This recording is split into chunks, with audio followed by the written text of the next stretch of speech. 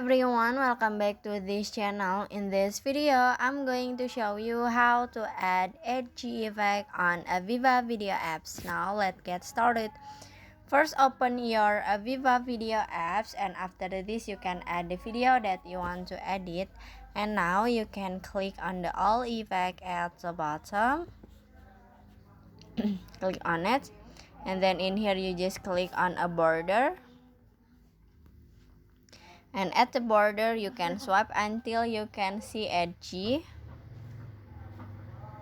Click on it, and in here you can see the edgy that you want to use. In here you can choose the edgy 1, 2, 3, 4 or 5. You can choose the edgy that you want to add, but in here I wanna add the edgy one because the edgy one is edgy blue.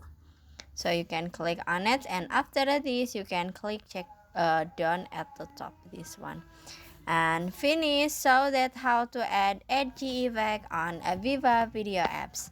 I hope you found this video to be helpful. If you enjoy with the content, please consider like, comment and subscribe down below. Bye bye.